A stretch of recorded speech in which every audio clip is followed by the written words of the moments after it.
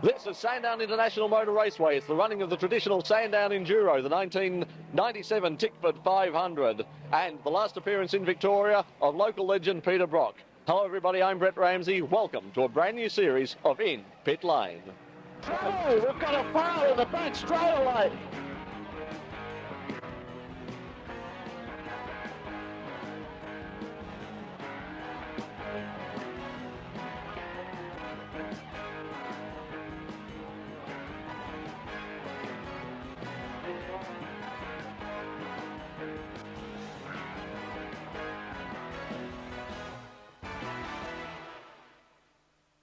Hello everybody, it's the traditional media day here at Sandown for the Tickford 500. The media day is a side of motorsport that a lot of you don't normally get to see. Well, we're going to take you behind the scenes to look at the media day, talk to the drivers, the people taking part, and the people who put together a major motorsport meeting. And the whole thing gets underway early Thursday morning with the traditional morning press conference. Your host, the promoter of Sandown International Motor Raceway, John Davison. The welcome to the microphone, probably for one of the last times at Sandown, the great 9 times winner, Peter Brock.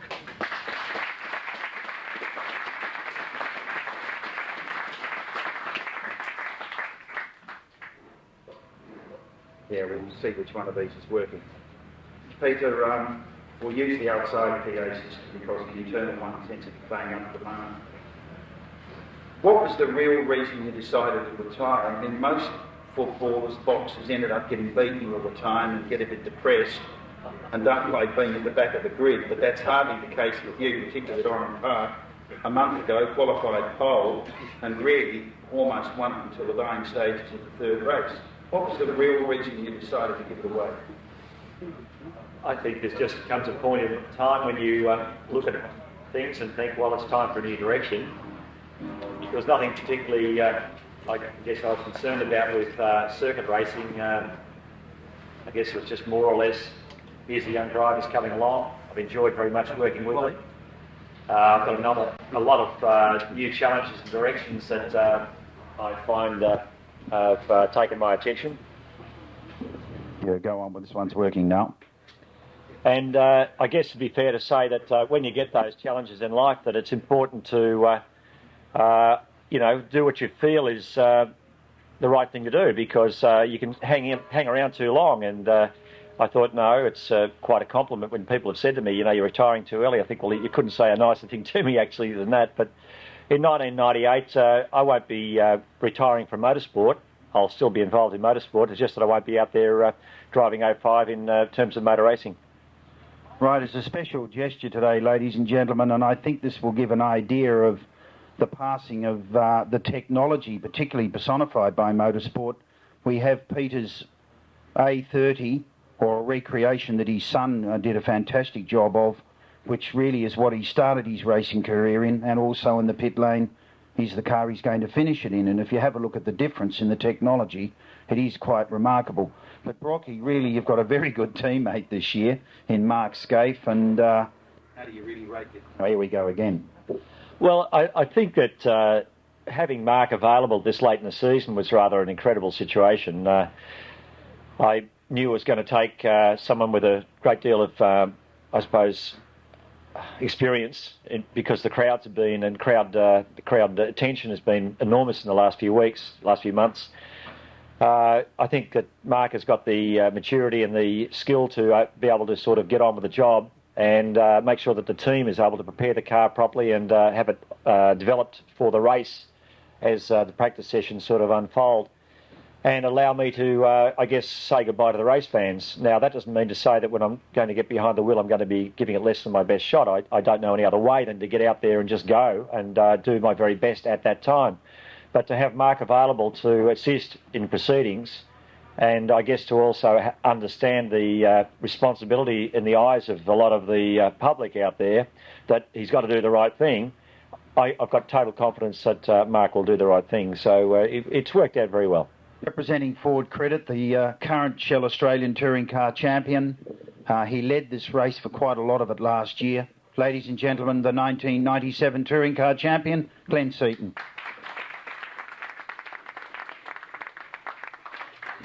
Glenn, it's a fairly amazing set of circumstances, really, that you get a dairy farmer from Tasmania that drives with you once a year, yet really does such a fantastic job. I mean, I worked with David Parsons about, I think the year Australia won the America's Cup up at Bathurst, and he drove for Janssen, and he was very, very quick then.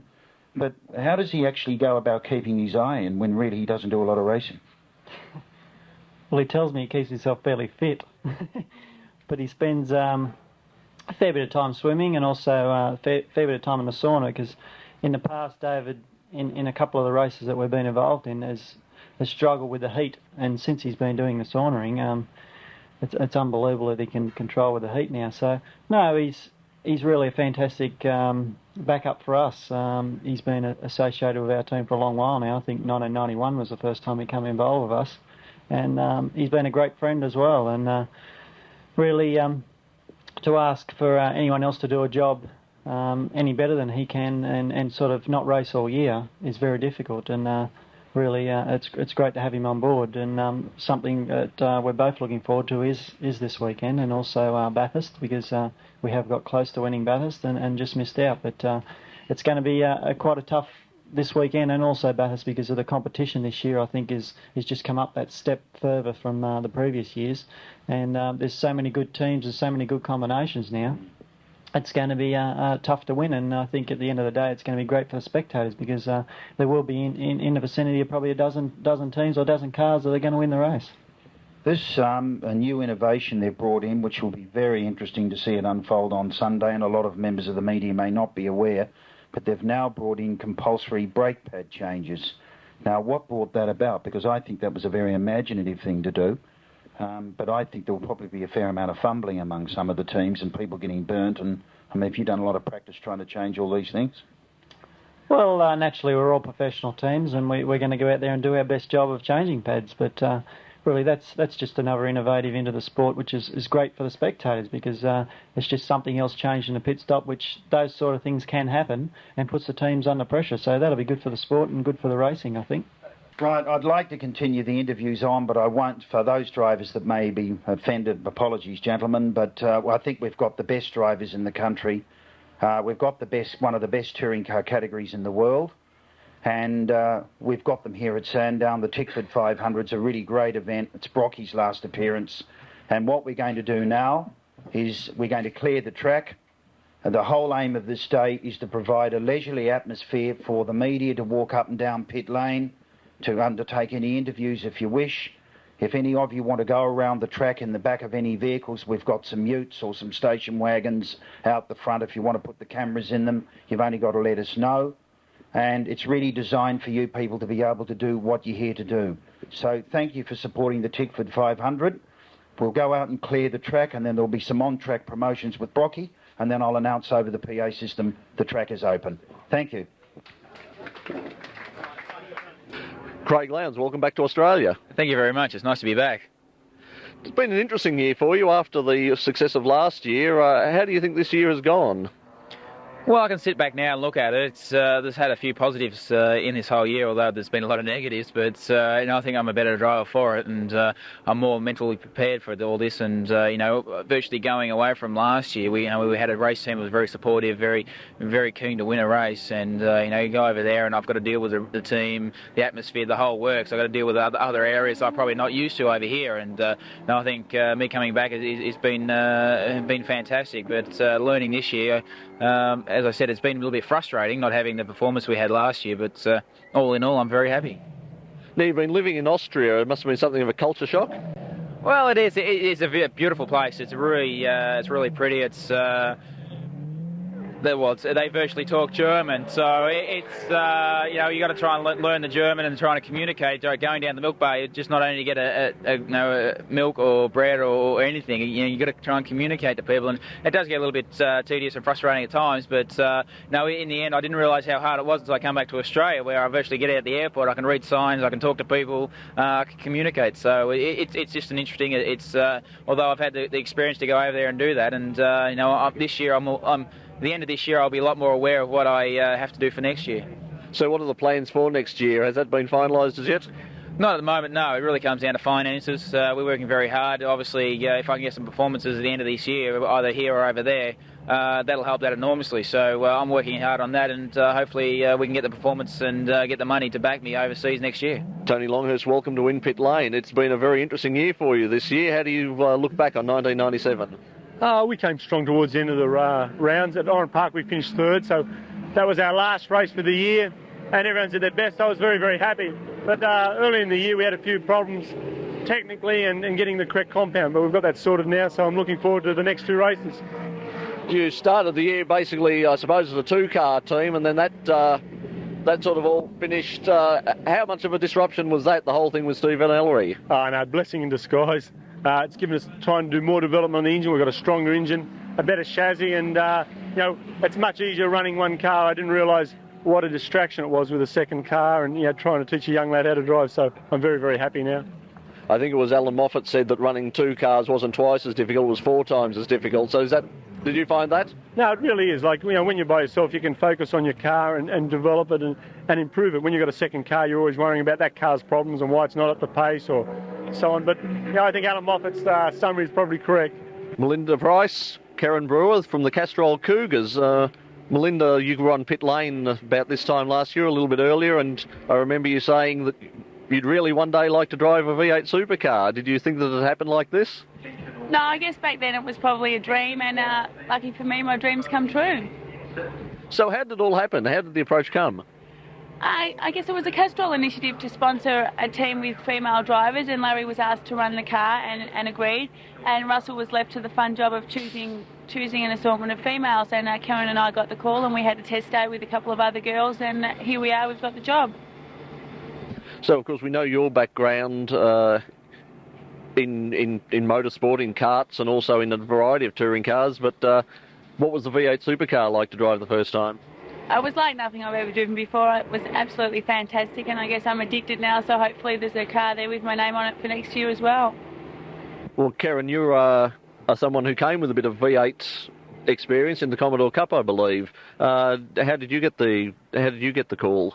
Basically, Russell rang me up and said the same thing, come over for a test drive and have some fun. So I must use that line myself sometimes. It seems to be doing very well. It must have been a terrible job for him. So did you have a number of tests, or was there an interview first? We basically went out for one test session early April, and I suppose we came out for another test session in May. I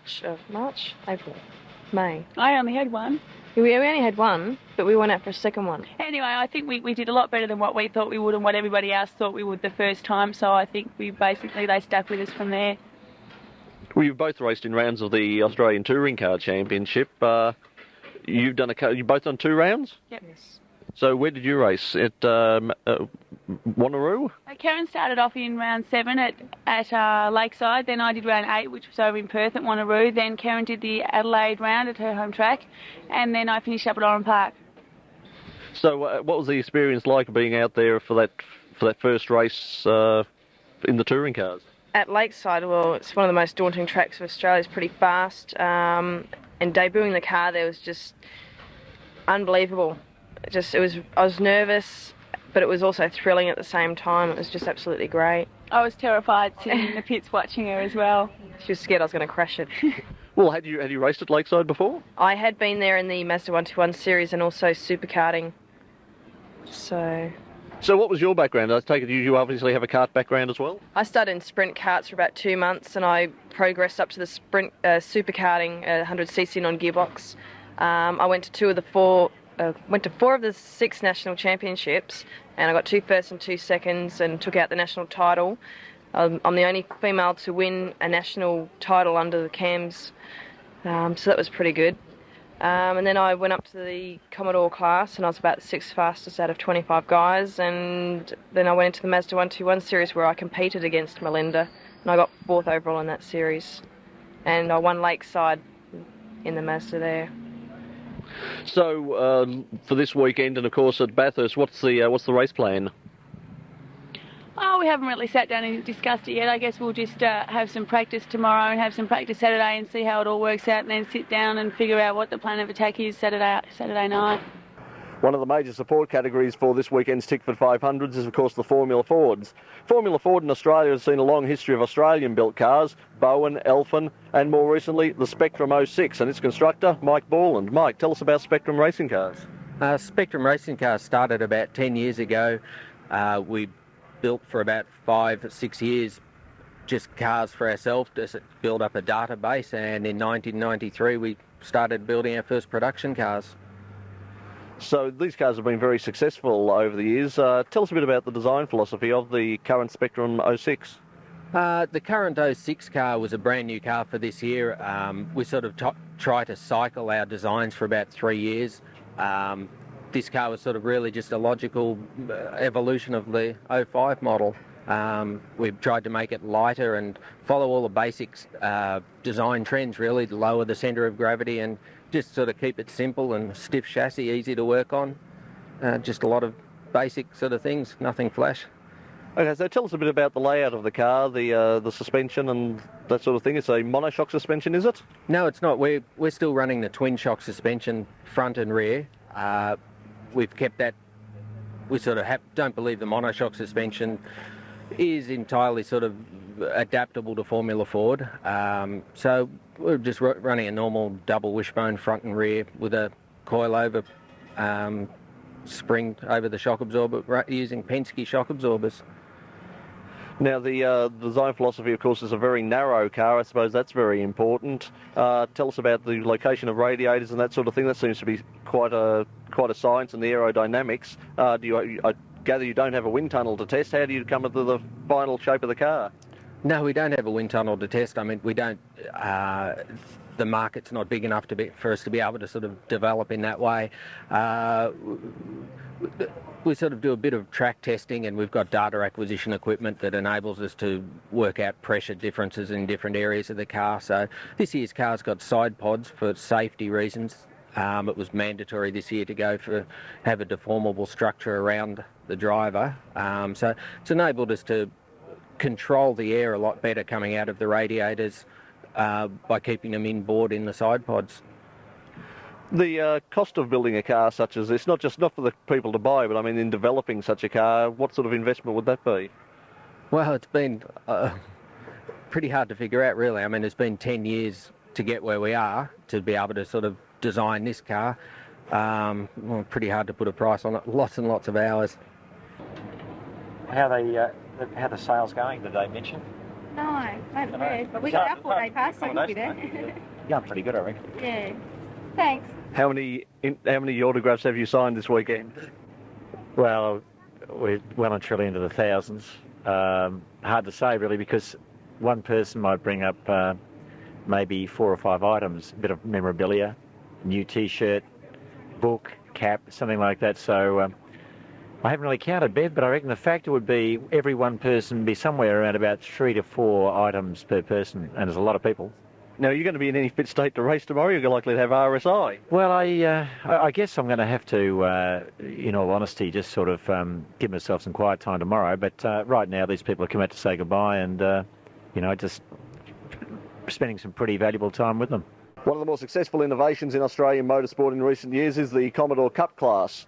Running right around Australia with national television exposure, they're one step up from the HQs and provide quite a challenge for the drivers. Powered by a 4.2-litre Holden V8 engine, they're still a cost-effective way to go motor racing. We have a look at some of the top drivers here at Sandown this weekend. Finlay Luff, you're driving this weekend in the Commodore Cup in the... now, is it purple Commodore? It's... no, get it right, it's lilac. Lilac, my apologies. Now, what on earth possessed you to paint a Commodore lilac? Well, just to get some attention. Even if we're running at the back of the field, people are still going to notice us, especially with the yellow wheels. Well, it certainly worked. Tell us a bit about your background in motorsport. I actually come from off-road motorcycling. 11 years of that. I was the 89 Victorian Trials champion.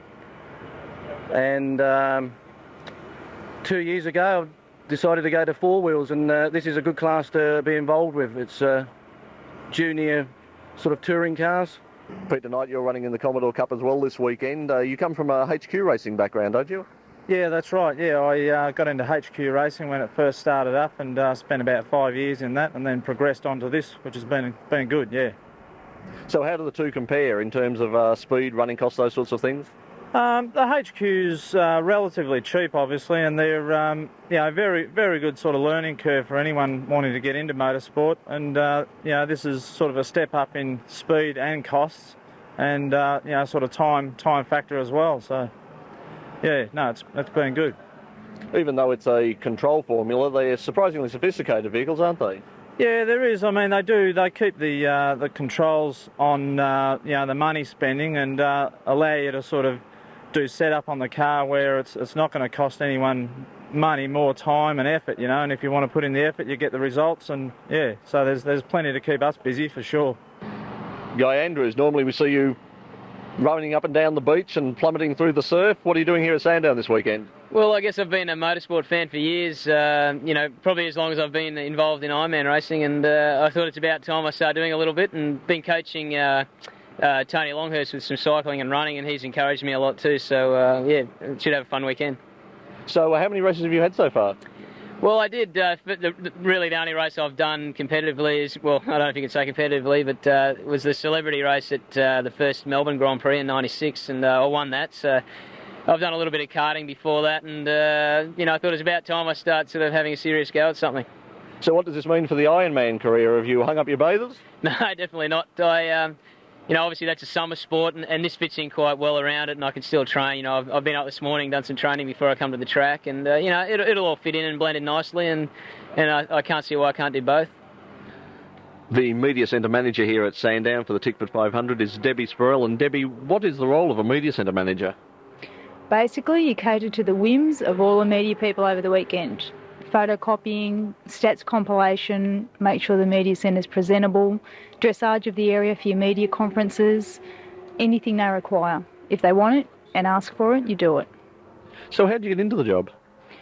Through a gentleman who is now deceased, Mr. Ian Campbell. He referred me to John, and Ian knew me of my past working experience at Calder Park and also in the United States at Charlotte Motor Speedway. So how did you get interested in motorsport to begin with? Thanks to my darling dad, who would take my brothers to motorsport, but whose words to me were, "You can't go because you're a girl." And obviously you're proving him wrong now. You could say it backfired, yeah. Yep, so it's the excitement, the adrenaline, the skill. Like, few people appreciate the skill that a good close race requires, as opposed to a race where you get heaps of carnage. There's a lot more skill in a close race. Having said that, would you be interested in driving at some stage? Oh, no. No, God, no. I'm the one person in Sunbury who they will all tell you has the slowest V8 in town. So I love the big cars, but no. But of course in Sunbury it is a V8. Yeah, as always, but no, I'm not.